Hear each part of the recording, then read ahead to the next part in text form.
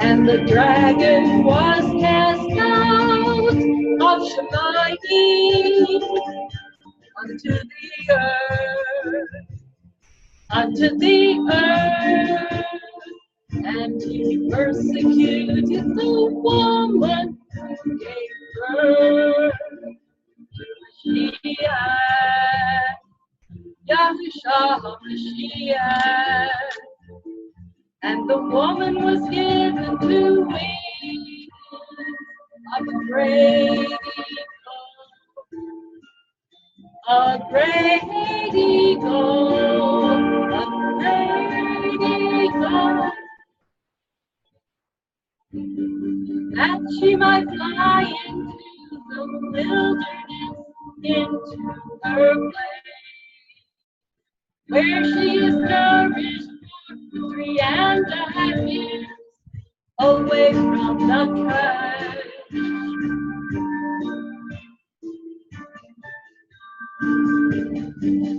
And out of his mouth the dragon spewed water like rain to cause the woman to be swept away. But she is delivered. She is delivered.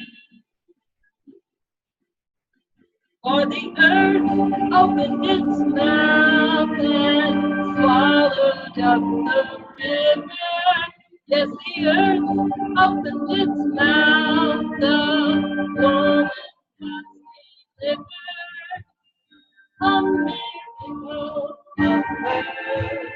Now the woman is safe from harm in the wilderness with Mashiach.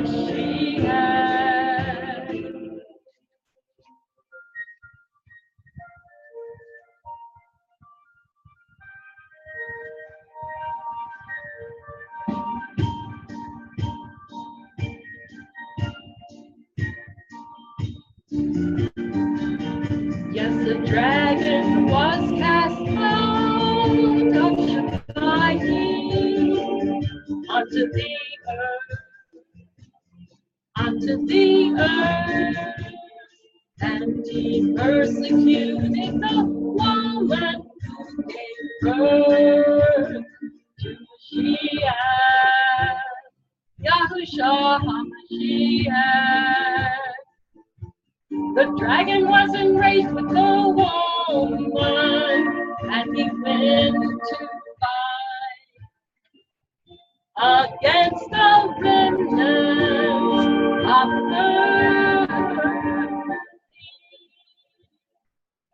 Those guarding the commands of Yahweh are all against, and having the witness of Yahushua HaMashiach.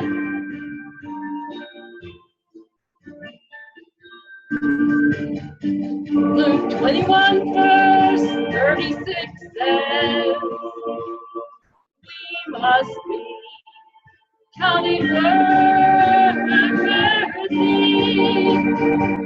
to be protected from Satan the dragon. And we must watch and pray, will be delivered. For the earth opened its mouth and swallowed up the river.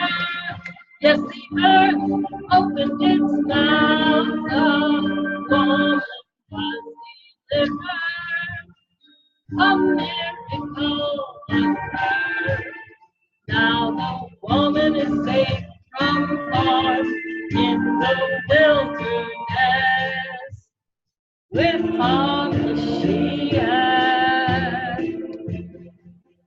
For the earth opened its mouth and swallowed up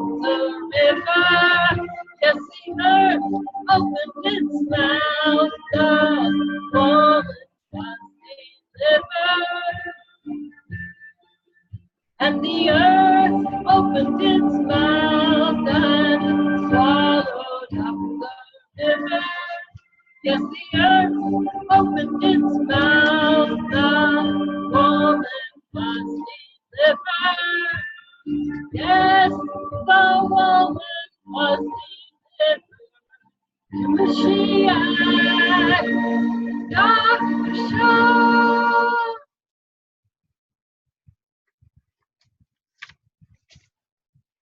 Welcome everyone. This is Brother Doug, and with my sister Shoshana, our brother Dennis, our sister Sally.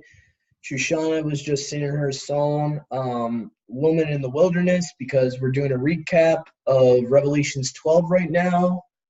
So we just wanted to recap what we just read in part 2. So here, let me put it on the share screen. May I say, by the way, that was not my best. I've had a sore throat for a couple of days and my voice was cracking all over the place. But this song, The Woman in the Wilderness, is available for anyone who has enough people to form a chorus or chorale. They're 4-part harmony, soprano, alto, tenor, and bass. And all you need is a piano and perhaps a flute if you have one, and you can perform that song. So you can find it on musescore.com/Shoshana. And that's how you find the song. Musescore.com, musescore.com/Shoshana. SHUSHANNAH. Okay.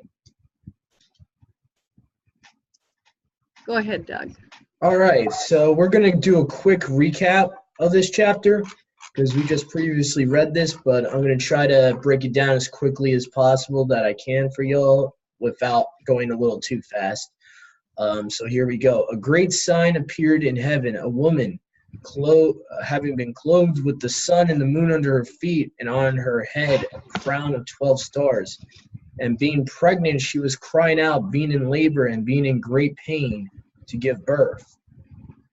And another sign appeared in heaven. Behold, a great fiery dragon, having 7 heads and 10 horns and 7 crowns on his heads. And his tail dragged a third of the stars of heaven and cast them to the earth. And the dragon stood before the woman who was about to give birth, so that whenever she might give birth, he might devour her child. So this was happening in the time of Yahusha being born. It was first happening, and she had a place prepared for her. Miriam and Yosef, they fled to Egypt. And Yahusha, when he was about to be born, Satan possessed Herod to try to kill him. So as we continue here, just keep that in mind. That's the first time it happened. The second time it will happen in the end times, where we, the believers in Messiah, the bride, the assembly, are going to be persecuted by Satan. And don't forget to mention that these signs have been seen in 2017. That's right. About 2 years ago, close to 2 years ago, there was a sign in the stars and the constellations. You had Draco and Virgo being seen at the same time on the same day. And it was showing the same sign. This time, instead of Orion, which has been by many assumed to represent Yahusha, the constellation Orion, originally represented the true Messiah. Virgo actually produced the other constellation, Jupiter, which is the false Messiah.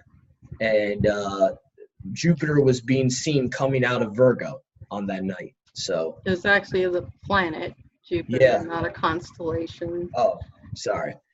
In the first scenario, it produced the planet Venus, which represented Yahusha.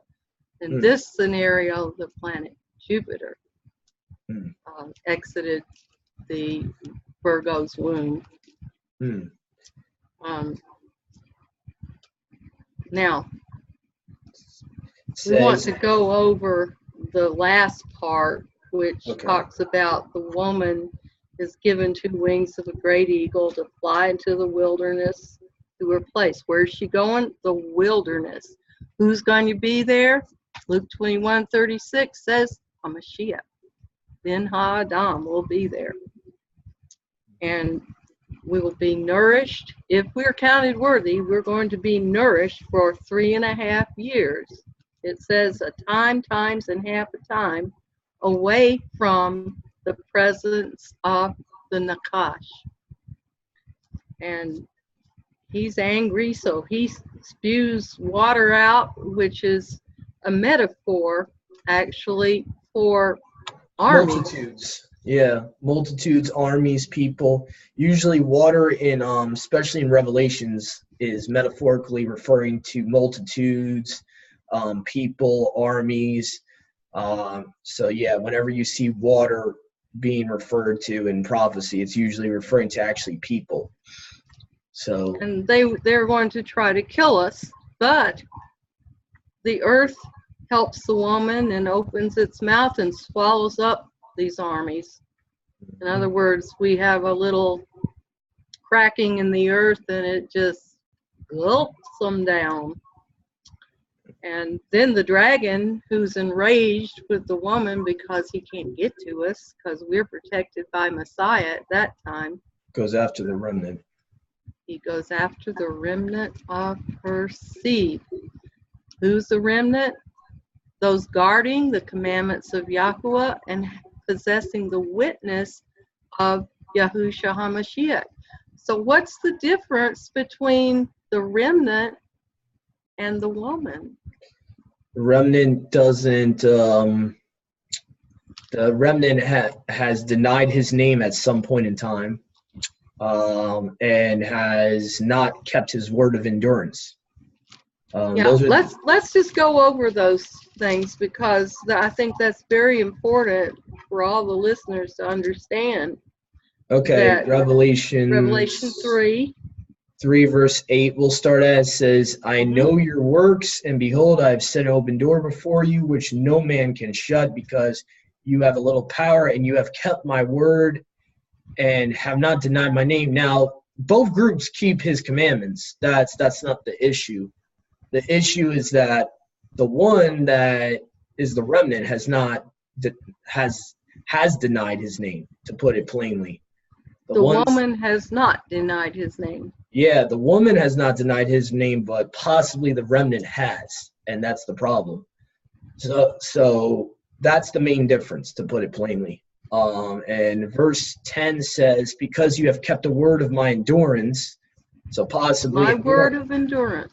So that might be an issue too. There might be a problem with endurance with the remnant.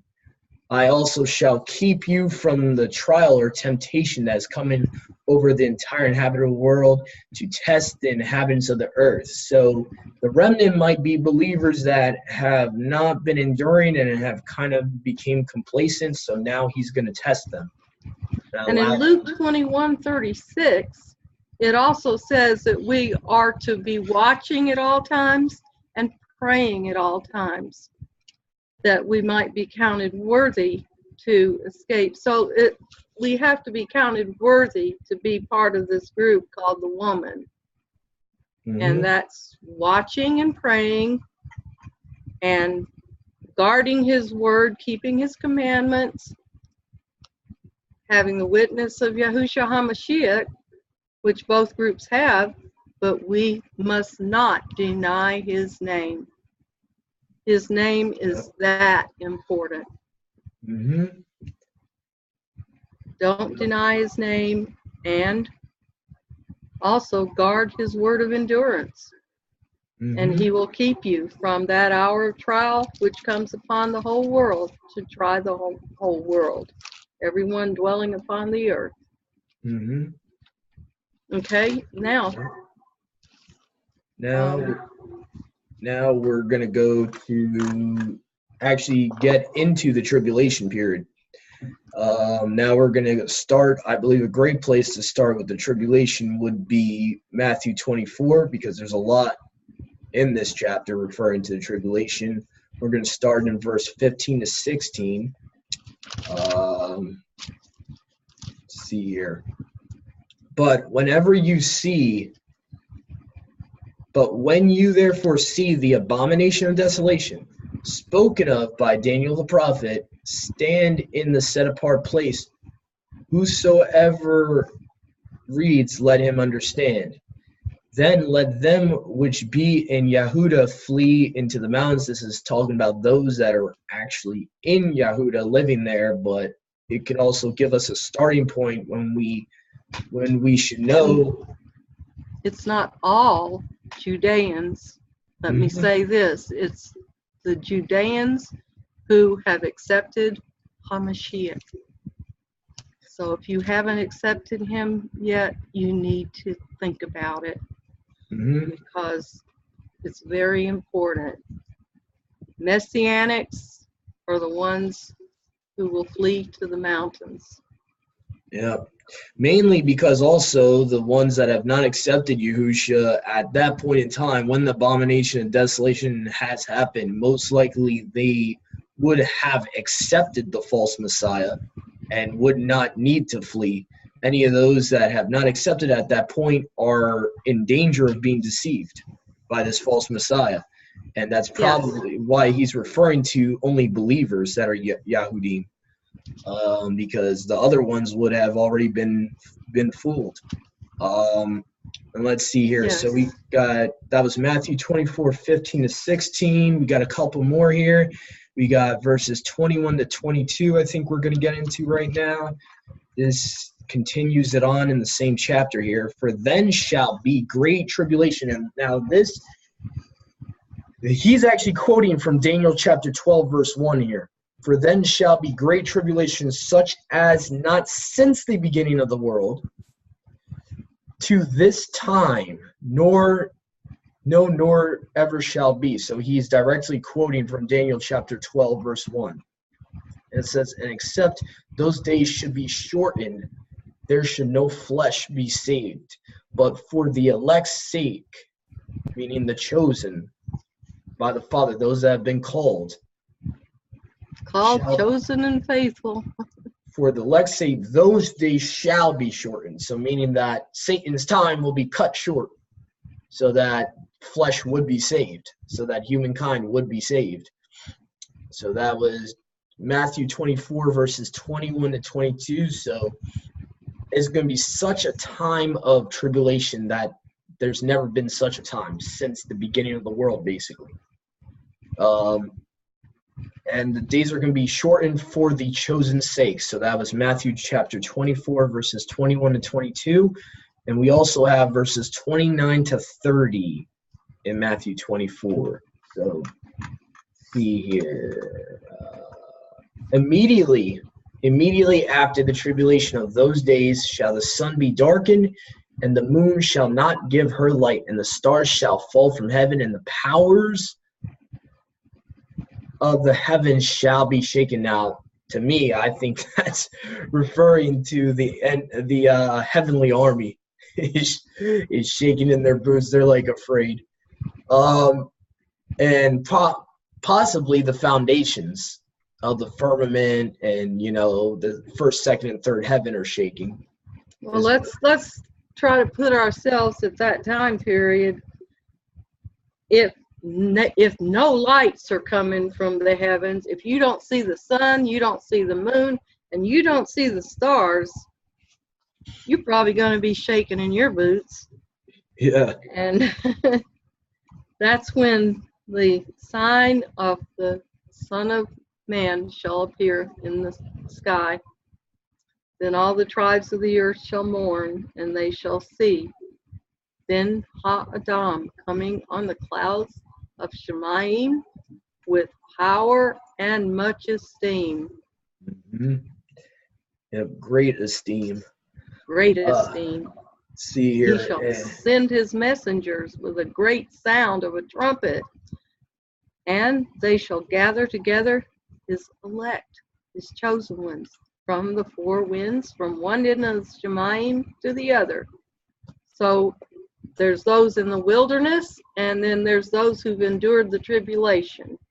He takes them all that are counted worthy to be part of the bride at that time. And there's a great number of them who are in the graves. Mm. Don't forget the people who were loyal in the day of Messiah, and all of the patriarchs and the Nabi prophets, all of them, and the people before the flood. Mm. People like Hanuk, Enoch, and Noah, and Methuselah, Abraham, Masha, Seth. you have Daoud, Solomon. Yes. Solomon's gonna be scratching my head about him. It's like a 50-50 at this point. It depends where you believe Ecclesiastes, when Ecclesiastes was written. It is not our judgment, though. So That's up to Yahuwah. yeah, There's going to be a great number of people, but 144,000 sounds like a lot of people, but when you consider from the beginning to the end, it's not. It's very small amount. Even in modern day, like the population we have on the earth, 144,000 is really not that much. I mean, we got even just to speak of, probably there's billions and trillions of people on the earth right now. There's about 8 billion. Oh, okay. Is the population of the earth today. And even looking at that, 8 billion people, and only 144,000 are coming out of the graves and being lifted up, even if they're still alive. They're standing there, hey, don't forget me. Well, that is the resurrection. But before the resurrection, something else has to happen. And it's called the Great Day of Yahuwah, which we are going to get into at a later time. But the Great Tribulation is a time that we need to go over, I believe. And Doug, don't you have some verses to look at? Yep, I'm right behind you here. All right, so Luke chapter 21, verses 17. We're going to go to verse 17 all the way down to 23. It says, "And you shall be hated of all men for my name's sake." So again, that's a little review here. "But there shall not a hair of your head perish. In your endurance or patience possess ye your lives. And when you shall see Jerusalem surrounded with armies, then you shall know that the desolation thereof is near." My translation actually says in verse 17, "You shall be hated by all because of my name." My name, Yahusha. And that's cross-referenced in Revelation 3:8. Do not deny his name. Okay, go ahead. Yep, no problem. "In your endurance or patience possess your lives. And when you shall see Jerusalem surrounded with armies, then you shall know that the desolation thereof is near." So once you see that, you kind of know, all right, the abomination, desolation is coming. "Then let them which are in Yehuda flee to the mountains, and let them which are in the midst of it depart out. And let not them that are in the countries enter thereinto." Now that's interesting. "For these be the days of vengeance, that all things which are written may be fulfilled.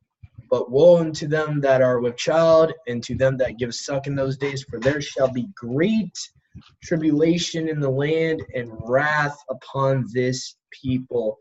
As we said before, this is kind of a recap.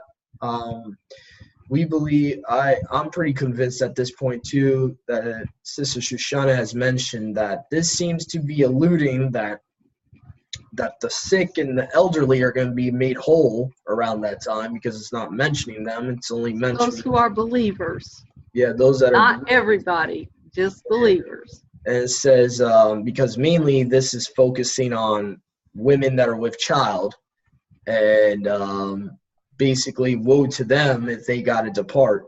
And obviously there's parts in the book of Matthew that talks about pray that your flight do not take on the Sabbath day or in the winter. So those are mainly the people that are believers that got to be worried about it in Jerusalem. And also us, we should probably be praying that our flight doesn't take part on the Sabbath or on the winter, if that we have to be taken by Yahuwah's angels. So I think now we're going to continue here. All right, so we're going to go to, let's see, Micah. We're going to do some cross-references from the Tanakh here. Micah chapter 5, verses 1 to 4. Now, just a note here. In the Tanakh, it'll be hard to find the words great tribulation. You got to look for the phrase Jacob's trouble. And that's usually how you'll find the Tanakh verses for the Great Tribulation. So here we go. It says, Micah chapter 5, verses 1 to 4. Now gather yourself in troops, O daughter of troops. He has laid siege against us. They shall smite the ruler of Yashreel with a rod upon the cheek. But you, Bethlehem Ephrathah, though you be little among the thousands of Yehuda, yet out of you shall he come forth unto me, that is to be ruler in Yashreel, whose goings forth have been from of old, from eternity.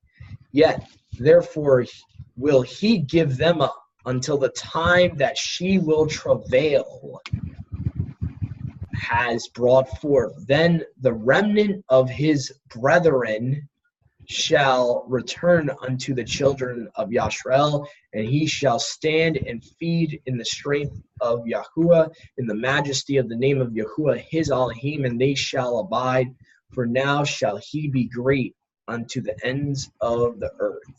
And this man shall be the peace when the Assyrian shall come into our land. Now the Assyrian is referring to the anti-Messiah Nimrod. And when he shall tread in our palaces, then shall we raise against him 7 shepherds and 8 principal men, and they shall waste the land of Assyria with the sword, and the land of Nimrod in entrances thereof. Thus shall he deliver us from the Assyrian when he comes into our land and when he treads within our borders. So this is like a foretelling of Yahusha's return, but it also talks about a woman being in travail. That's another phrase in the Tanakh referring to Jacob's trouble. So that was Micah chapter 5, verses 1 all the way to 7, I believe, that I just read. And so this is also showing us that Nimrod is the anti-Messiah, because his name Apollo is mentioned in Revelation, and we know he went by many names, but that was one of them, Apollo. And Osiris was another. Yep. He's also Ashur. Yep. The Assyrian. So that just clarifies who this person is that the world will follow and bow to and worship. And those who do, they're going to be in bad trouble. All right, so we're getting close with the time here, so I'm going to try to fit as many as I can in, if possible, for the rest of this study. All right, so now we're going to jump to another Tanakh cross-reference here, Jeremiah chapter 30, verses 5 to 7. So this is another one for and this one actually says by name Jacob's trouble. So here we go. Jeremiah chapter 30, verses 5 to 7. For thus says Yahuwah, we have heard a voice of trembling, of fear, and not of peace. Ask ye now and see whether a man does travail with child. Wherefore do I see every man with his hands on his loins as a woman in travail, and all faces are turned into paleness. Alas, for that day is great, so that none is like it. It is even the time of Jacob's trouble, but he shall be saved out of it. So now this is obviously referring to the remnant of the woman, that the remnant shall be saved out of it, even though they have to go through it. They shall be saved. And it says, "For it shall come to pass in that day, says Yahuwah of armies, that I will break his yoke from off your neck," referring to the anti-Messiah, "and I will burst your bonds, and strangers shall no more serve themselves of him, but they shall serve Yahuwah their Elohim, and David their king, whom I will raise up unto them." And just for clarification, no, David is not going to be resurrected as the Messiah. This is metaphorically, he's referring to his son Yahusha as David their king. He's using a metaphor there. He's not saying King David is going to be resurrected out of the grave and he's the true Messiah. No, sorry. But he will be resurrected. He's just not the Messiah. Yeah, he's not the Messiah. He's not the branch that Yahuwah is referring to here. He's not going to be the king of Yashrael in the millennium. That I'm just trying to make that clear. So that was Yirmiyahu chapter 30 verses 5 all the way down to 9. And I have another one here, 1 Thessalonians chapter 5 verse 3, which lets you know, don't be deceived by sudden peace. Do not be deceived by when you see peace. 1 Thessalonians chapter 5 verse 3, it says, "For when they shall see peace and safety, then sudden destruction comes upon them, as travail upon a woman with child, and they shall not escape."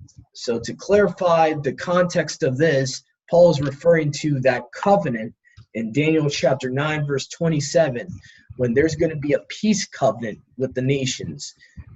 It's going to start with Israel and Palestine. The anti-Messiah is going to arrive. He's going to say there's world peace now, but there's going to be sudden destruction. It's a deception. This so-called peace is going to be a deception, and you're going to see sudden destruction, sudden desolation. The abomination of desolation will quickly be after it.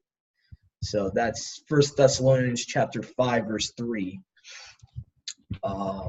See here, we also have a couple from Revelations here that we need to get through here. Let's see, we got Revelations chapter 1 verse 9, which says Revelation 6 verses 9 to 11. Oh, okay. I thought we did that already. All right, let me see here. Okay. "And when he had opened the fifth seal, I saw under the altar the lives of them that were slain for the word of Yahuwah and for the witness which they held. And they cried with a loud voice, saying, How long, O Yahuwah, set apart and true, do you not rightly rule and avenge our blood on them that dwell on the earth? And white robes were given unto every one of them, and it was said unto them that they should rest yet for a little season, until their fellow servants also and their brethren that should be killed as they were should be fulfilled." So this is referring to the martyrs of Yahusha, and they're crying to Yahuwah, saying, when are you going to avenge our blood, the innocent shed blood of us? And he says you have to wait for the rest of your brothers to be martyred. So that was Revelation 6, 9 to 11. Until they reach completion. Only Yahuwah knows how many. And that's the fifth seal. Yep, that's then the fifth. He opens the sixth seal. And there's a great earthquake. The sun becomes black as sackcloth of hair, and the moon becomes like blood.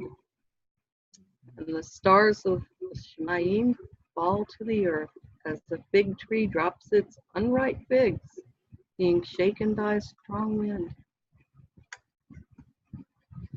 All right, so let's see here. I got a couple of verses that are kind of reviews from Luke 21. We're going to start at verse 32 here. Luke chapter 21, verse 32, and then we'll go to verse 36 after, just as a review. And see here. "Verily I say unto you, this generation shall not pass away till all be fulfilled." Basically, everything Yahushua Prophet told them about in Matthew 24, none of that will, the end times generation will not pass away until everything's fulfilled of that completely. And we are that generation. So Yeah, we are the generation that's spoken of in Matthew 24, and the generation that Enoch talks about is a remote generation to come. Everything that he prophesies in the book of Enoch.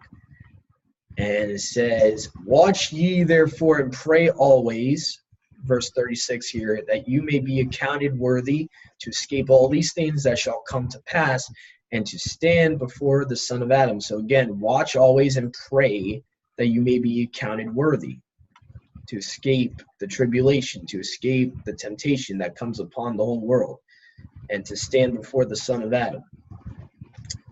So that was a review there. That was verse 36. And let's see here if we got any more here.